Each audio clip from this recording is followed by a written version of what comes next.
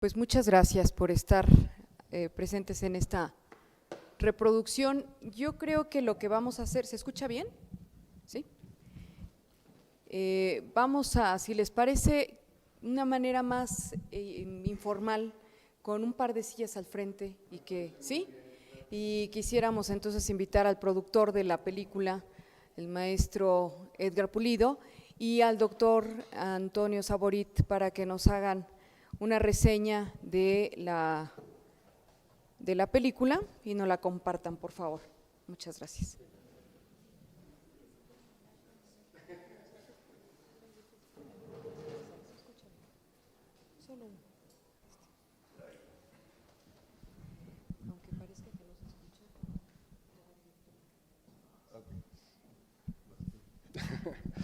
Pues muchas gracias por acompañarnos y que se pueda haber dado esta proyección aquí en el recinto del Senado de la República. Me parece que es el espacio natural para que pueda verse pues lo que hoy en día son los herederos de ese episodio o de esa situación que dio pie pues al documento que rige la vida nacional y que precisamente pues dio pie a pues a ese proceso que apenas hace 2 años simbólicamente el Senado de la República adquirió el espacio donde se gestó, donde se discutió la Constitución, que es el Teatro de la República. Entonces, por tanto, pues hay como muchas situaciones que hacen un feliz y muy afortunado en ese sentido evento, pues el que podamos tener este espacio para la difusión de este trabajo que como verán resume una serie de antecedentes, como antecedente tiene una serie de productos de un proyecto que yo le llamo multiplataforma, en el cual primero se hizo una obra literaria en 2009, que se pidió por encargo al escritor que la escribiera con este asunto de que pudiera pensar en escenas y en secuencias audiovisuales. Así fue como se le pidió a Juan Carlos Cerecero, el escritor, el dramaturgo del espectáculo, vamos a decir. Posteriormente se pudo generar la parte del audiovisual o la parte del telefilm, que se terminó en 2012 con el apoyo en coproducción con Estudio Churubusco. Y posteriormente ese material tuvo sus salidas o su difusión en ámbitos de la televisión pública, como fue TV UNAM, el Canal 14 de SPR y Canal 22. También, bueno, se estrenó en Milenio Televisión en febrero de 2013, y justo cuando se difundió en el Canal 22, un domingo 5 de febrero, en el marco del centenario, se pudo estrenar el espectáculo, por el cual se escribió la obra literaria, en donde básicamente lo que uno aprecia en el espectáculo es la discusión de la plaza pública, es lo que uno, digamos, estaba en escena, y lo que uno ve como fuera del récord histórico, que es la parte, digamos, cinematográfica, es la parte íntima de la historia, en la cual se da ciertas licencias el autor para presentar situaciones que le dan más vida, ¿no?, a un tema de por sí complicado, que es una discusión política y que va además en el orden de las leyes, ¿no?, una discusión jurídica. Y por último, bueno, pues con todos estos elementos, con el apoyo de la Filmoteca, contando con el único acervo fílmico del constituyente que está en resguardo de la Filmoteca y que se digitalizó y también se restauró, pues se armó este documental, este largometraje documental que ha tenido diversas salidas en televisivas, que es Televisión UNAM, en TV UNAM, y también en el Canal Judicial, que es otro de los coproductores del documental. El documental también participa como coproductor Estudio Churubusco y 1521, que es la sociedad civil desde donde se impulsó el trabajo. Básicamente esa es la historia.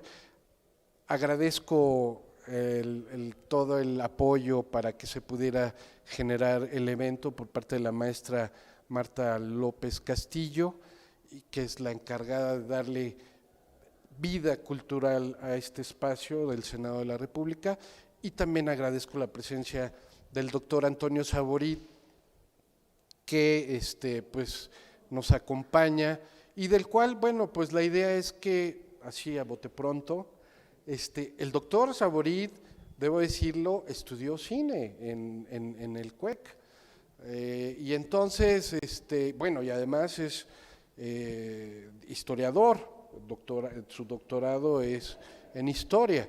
Entonces me parece que un poco esa sensación de como por primera vez ver un trabajo me parece en ese sentido muy productivo, porque es la sensación primera que le genera a uno ver un material o ver en este caso una película. Y bueno, pues me gustaría desde luego que comparta su sensación, sus impresiones con nosotros en el espacio. Muchas gracias, doctor, por estar con nosotros. Pues al revés, gracias por invitarme. Las imágenes, este largo paneo que vemos en la película, ¿es el que me comentabas? Yo creo que nos debe una historia el realizador que vale muchísimo la pena contar, porque es como cometió la indiscreción de contármelo antes de que empezara la proyección. Lo disfruté enormemente y es película absolutamente inédita, la única, y mejor cuéntala tú. Sí, en efecto, se presume que el autor de ese momento fílmico, que se considera como único y excepcional, no solo por el valor del documento como elemento histórico, sino también en razón del prodigio técnico, porque para ese momento pues estamos pensando que son los inicios del cine, y entonces las cámaras no tenían la posibilidad de filmar consecutivamente más allá de 1 minuto y medio.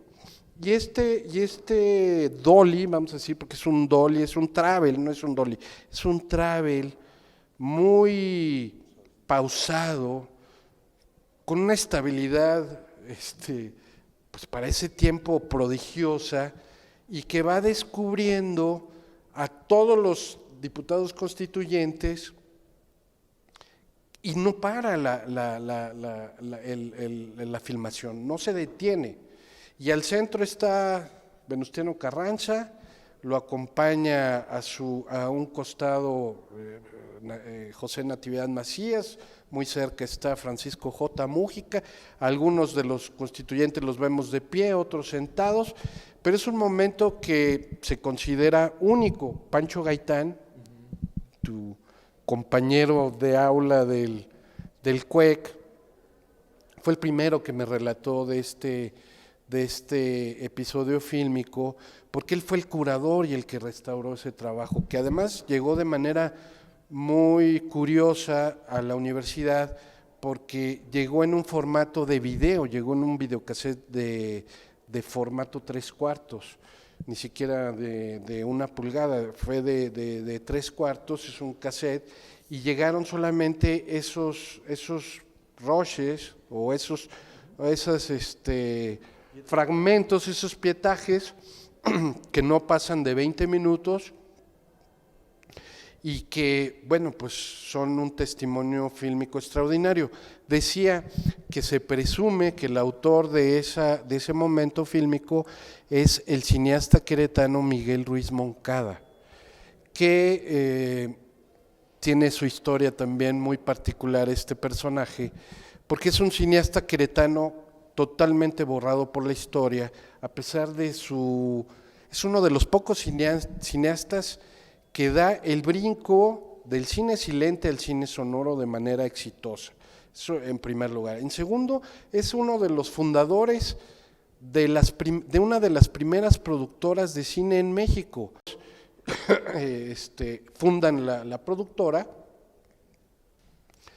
y se sabe, se tiene la certeza de que pudo haber sido él el autor, porque hay cartas, hay correspondencia de Ruiz Moncada, su esposa, donde le señala, le cuenta de sus encuentros con Carranza en su despacho, porque le encarga a Carranza ciertas cosas, como que fuera a filmar el 15 de septiembre, la noche del 15 de septiembre, tiene que ir a Nueva York para comprar material, implementos cinematográficos para los encargos que le hacía Carranza de filmar. Carranza fue un gran impulsor del cine. Se sabe, porque que se tiene conocimiento, que fue un gran, él visionó, como dice el documental, él fue un hombre muy visionario, ¿no? Entonces él detectó estas posibilidades que tenía el cine, y entonces hay esa relación y ese vínculo de Carranza con Miguel Ruiz Moncada.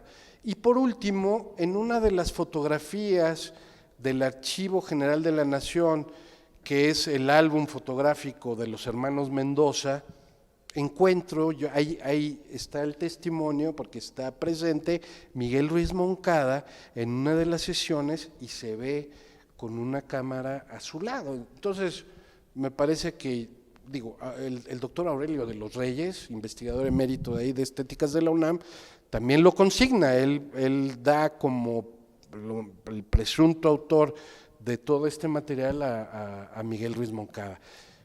Miguel Ruiz Moncada es el productor de la película maldita por excelencia del cine mexicano, que es La Mancha de Sangre, una película que estuvo perdida muchos años, fue decomisada en el gobierno de Cárdenas, porque en ella aparecían los primeros desnudos filmados en la cinematografía mexicana. Y esa película registra el ambiente nocturno, cabaretero del México de los 30. Escribe Ruiz Moncada el argumento de La Mancha de Sangre, se filma, la dirige Adolfo Besmogar, Fito Best, y la fotografía Agustín Jiménez junto con Ross Fisher. Y hay una serie también de innovaciones en esa película en términos técnicos, porque diseña Besmogar una especie de grúa que le permite hacer una serie de movimientos y de emplazamientos también únicos para la época. Hace unos tops y unas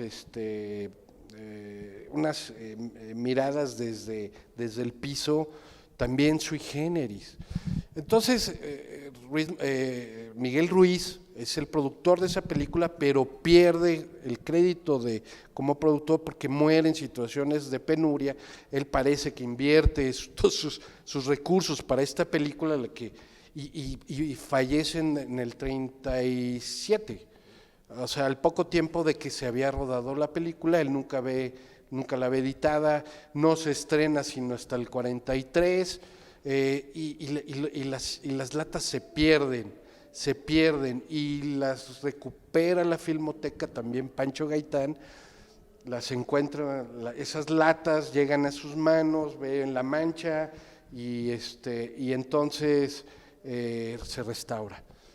Además, Ruiz Moncada es el argumentista del Prisionero 13, por si además hiciera falta algún otro elemento para considerar a este hombre como uno de los pioneros y una figura importantísima en la historia del cine mexicano. Pero bueno, no venimos a hablar de Ruiz Moncada, sino que, por favor, Toño, puedas entrar a comentar la película, ¿no? El trabajo. No, pues desde luego la presencia de este material en este trabajo creo que es sumamente relevante, le da un nuevo sentido, algo cuyo sentido original ignoramos, desconocemos, fuera de la parte propagandística que le interesó a Carranza, y se incorpora creo que bastante bien, de una manera muy suave, natural, a un relato, pues una crónica política del constituyente, ¿no?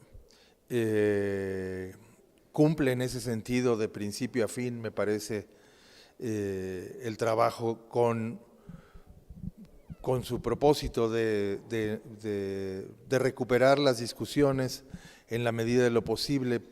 Las discusiones públicas son públicas, pero también las posibles discusiones que en privado tuvieron los protagonistas durante los meses en que estuvieron encerrados en Querétaro.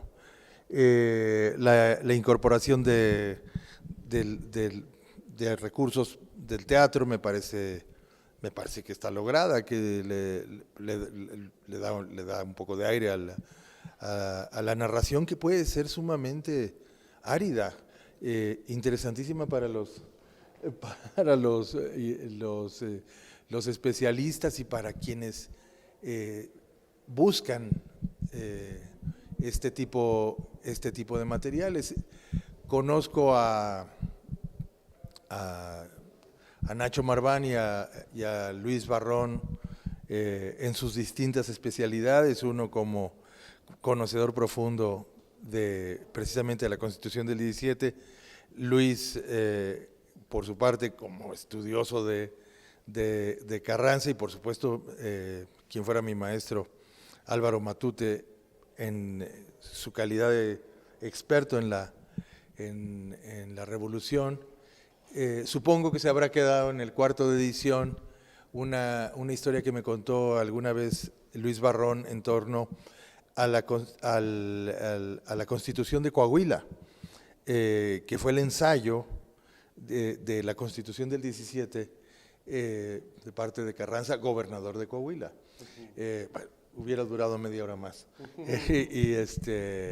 Bueno, habría muchas cosas que añadir, pero creo que, bueno, avanza muy bien la inclusión de una discusión que aparentemente no va a ningún lado, que es la que tiene que ver con la participación de la mujer. Me parece acertada. Generalmente esto se obvia, ¿no?, de la síntesis, pero habría muchísimo que decir. Ya nos contó la larga historia, desde cuándo empezó a integrarse este material que hoy vemos, con la creación de la pieza literaria que va apoyando el desarrollo del documental. Uno de los problemas de hacer cine precisamente es la lentitud y las dificultades para levantar un proyecto, ¿no? O sea, cuesta muchísimo trabajo sacar adelante proyectos de esta envergadura, y se lleva mucho tiempo el acopio de los materiales necesarios para realizarlos. Sin ánimo de hacer menos lo que acabamos de ver, en estos últimos 10 años, los que te llevó parar este proyecto y llevarlo a su fin, hay varias piezas que se podrán agregar en el futuro a otra aproximación al tema. Por ejemplo, el papel de la comunicación en toda esta historia. Se dice en algún momento, no una, sino varias veces, el papel del Universal en esto. Hay que decir, el Universal tiene su fondo de origen en el Imparcial. El gobierno de Madero compró a finales de 12 el Imparcial. Pocos se enteraron de esto, de esta compra. De suerte que en el 14 le participan a Carranza. Oiga, por cierto, el Imparcial ya es del Estado. Y de ahí va a surgir el Imparcial. De esta compra va a surgir el Imparcial. Para dirigir el nuevo medio de comunicación, que en esencia va a imitar el esquema de comunicación porfírico, hace una investigación Carranza. Y hay un expediente muy interesante en el archivo de Carranza en torno a Pallavicini. Pallavicini va a terminar va a terminar al frente del Universal, pero antes hay una investigación policíaca en torno a Pallavicini que está en el archivo y que se puede recuperar. Es muy interesante. Pallavicini, desde sus orígenes en la Subsecretaría de Instrucción Pública, a principios del siglo, y su paso por una serie de instancias, muy interesante el personaje. También en Querétaro es objeto de un trabajo de maestría de nuestro colega Eduardo Clavé, se llama Nuestro hombre en La Habana. Resulta que Pallavicini era representante de las empresas petroleras en Querétaro. Entonces estaba haciendo un doble papel. Estaba por un lado como hombre de Carranza en el Constituyente, pero a la vez estaba velando por los intereses de las compañías petroleras norteamericanas en Querétaro. Creo que ese es uno. Un tema que parece menor es el que se da en torno a la fecha del 5 de febrero de 1917. Para llegar puntualmente a esa fecha, en efecto, Carranza no se mueve de ahí nunca, prepara minuciosamente la ocasión.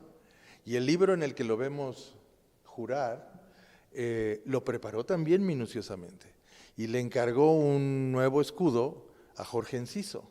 Jorge Enciso estuvo trabajando en un nuevo escudo, una nueva versión del escudo nacional, que precisamente está estampada en la portada de ese volumen sobre el cual protesta Carranza. Lo que hay detrás de este dibujo, bueno, tratamos de recuperarlo en una exposición que se hizo en el Museo Nacional de Antropología justo en el 17, sobre texto del centenario de la Constitución. Un escudo que ustedes lo saben mejor que yo, es sumamente interesante porque es quizá el único en el mundo en el que no hay un elemento bélico en él, y sobre todo todos los elementos del escudo son son naturales. El águila, la serpiente, el nopal, el agua, los caracoles, el olivo, el roble. Bueno, eso lo cuidó hasta el último detalle Venustiano Carranza. Así como cuidó minuciosamente la parte legal, en la que se pone un acertado énfasis a lo largo de todo el documental, cuidó minuciosamente todos estos aspectos laterales no menores de la Constitución. Pensaba asimismo y me preguntaba, y ahora que lo mencionas, la parte de la propaganda. Sí, en efecto, tuvo siempre muy claro Carranza el papel de la comunicación en todo el proceso y la manera en que esta comunicación se podría emplear en favor de sus iniciativas y proyectos. En ese espacio trabajó otro queretano que se llama Heriberto Frías. Heriberto Frías lo vemos en su juventud como subteniente en la Sierra Tarahumara durante la masacre de Tomochic. Luego lo vemos como autor de la relación novelada de la misma masacre. Transita hacia el periodismo y sin dejar las armas, muy cerca de Bernardo Reyes, todo el trayecto. Y luego reaparece con Carranza. No he podido encontrar el documento de lo que les voy a contar. Es mandado fusilar, Heriberto Frías, hacia 1915, y lo salva del paredón Luis Cabrera, es lo único. Pero estaba en el área de propaganda de Carranza. Carranza es el primero en tener un agente en Nueva York, un norteamericano, bueno, es un personaje sumamente extraño. Carlo de Fornaro, nacido en la India, de padre italiano, madre suiza, nacionalizado norteamericano, que hizo alguna temporada en México en un periódico que se llamó El Diario, durante la primera década del siglo pasado. Escribe un panfleto, un libelo contra Porfirio Díaz que se llama Díaz Zar de México, motivo por el cual es demandado en Estados Unidos por Reyes Espíndola. Es un caso extrañísimo, es el único caso de un periodista demandado en los Estados Unidos por un extranjero que termina en la cárcel. Carlo de Fornaro termina un año en la cárcel. ¿No aplicó la enmienda? No, termina un año en la cárcel. En la cárcel escribe otro libro en el que cuenta cómo se acercan distintas facciones mexicanas para persuadirlo que diga que le encargó el libro fulano o perengano, y sale de la cárcel al cabo de un año, y Carranza lo termina contratando, teniéndolo como agente de prensa en Nueva York. Todo esto para hablar de la visión que tenía Carranza en torno a los medios.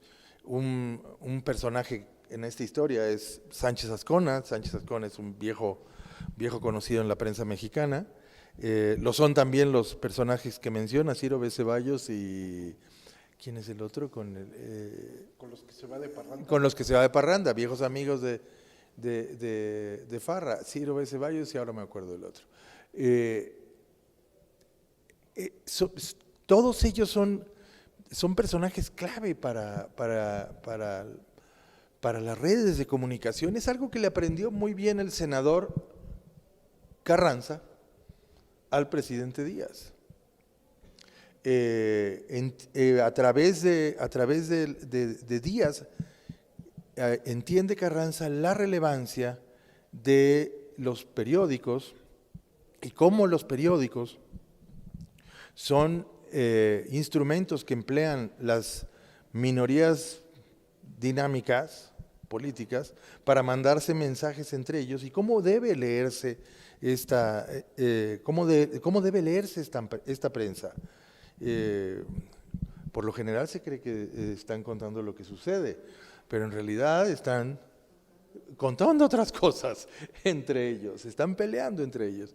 Y esto ahí lo entiende muy bien Carranza, y por eso va a ser del Universal el instrumento precisamente para tratar de tener un mapa lo más completo posible de la sociedad política de su momento. Yo creo que, aparece el Universal en el documental, aparece esta discusión entre los distintos grupos políticos, las distintas perspectivas. Creo que eso está muy bien, las posturas de cada uno. la recreación de las discusiones por medio de los diálogos impuestos a los personajes que conocemos de la historia, creo que son sumamente ágiles para volver al documental. Y a la postre, pues tenemos una crónica cabal del constituyente, ¿no? Y bueno, pues yo creo que siempre hay que celebrarlo. Es un triunfo llegar en este tipo de proyectos, es un auténtico triunfo llegar al final. Ahí donde dice fin, en todos los sentidos, ya acabé, ya hasta aquí llegué. Es muchísimo, paciencia, es frustración, es tesón, solo él sabe lo que le costó la hora y media que acabamos de disfrutar. Creo yo que hay muchas felicidades. Por eso, por lo que muy agradecido por poder haber visto este pietaje rarísimo de los constituyentes. Todos habíamos visto esas fotos de los constituyentes jurando o protestando que se emplean en la puesta en escena de manera muy creativa, pero no habíamos visto este recorrido que nos devuelve a todos y cada uno de ellos. Es muy oportuna el corte generacional que hace Nacho Marván, explicándonos las edades, la procedencia, la formación política de ellos, es sumamente clara, y tenemos un lienzo en movimiento. Y después de ver ese lienzo en movimiento, pues es mérito tuyo haberle dado vida a todos y cada uno de los agentes políticos en Querétaro durante los siguientes, ¿qué serían? 70 minutos, ¿no? Más o menos, 70, 80 minutos después de este retrato generacional que nos ofrece Nacho Marván al mero principio de la película. He aquí el elenco, y he aquí cómo parte de este elenco procede, se mueve, cabildea, defiende sus posturas, se planta frente a un Carranza que nunca se llama a sí mismo presidente, ¿no? Y detrás esta devoción por la parte legal, y el otro tema es la cautela, la enorme cautela política de Carranza, que nunca se manifiesta, sino pregunta a los demás: ¿ustedes qué piensan? ¿No? ¿Y ustedes qué piensan? Antes de emitir una opinión, ¿ustedes qué piensan? Y ya, ¿no? Muchas felicidades. No, muchas gracias. Muchas gracias, doctor. Muchas gracias. Apuntaría solo algunos detalles de lo comentado. Me parece que otro aspecto relevante a explorar es la influencia y el poderoso y la poderosa presencia de la masonería detrás del constituyente. Desde luego, a partir de todo lo que fue el centenario de la Constitución, el trabajo que se hizo alrededor del tema dio a luz algunos puntos como ¿no? Que destacados constituyentes pertenecían a logias. El caso del presidente del Congreso, no pocos, los más importantes tenían ese vínculo con las logias masónicas. Por otro lado, apuntando un poco a las confidencias del doctor Barrón, él en algún momento me dijo que en la correspondencia entre Venustiano Carranza y Ermila había encontrado un dejo de que su relación iba más allá de la meramente profesional, que había como posiblemente algún vínculo entre Hermila y Carranza, más allá de la relación nada más secretaría particular de Carranza. Y pues desde luego el tema de la comunicación tiene también sentido a partir de esta visión que tenía Carranza.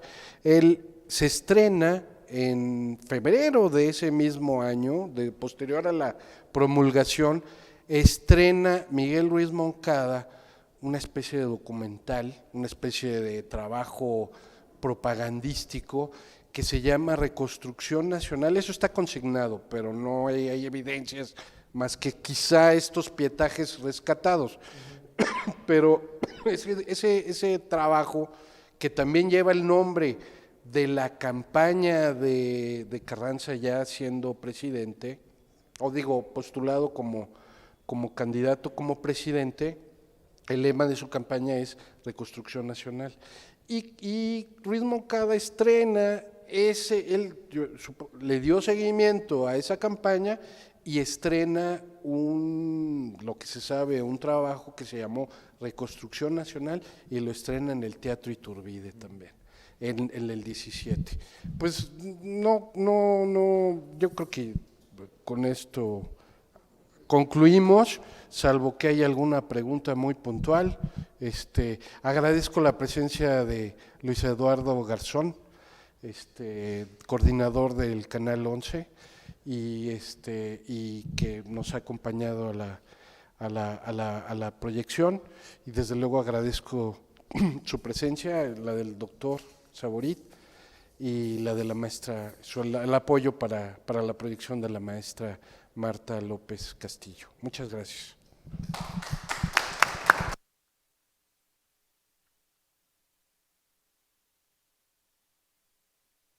Se vayan, nada más para comentarles que el siguiente lunes nos vemos en la sala de prensa a las 5 de la tarde para ver la segunda función de Belisario Domínguez, un fragmento de un diálogo importantísimo que realiza el doctor Vicente Quirarte. Entonces vienen 2 actores para representar y aquí los esperamos, ¿sí? Aquí mismo, sala de prensa, planta baja, 5 de la tarde, el próximo lunes, ¿sí?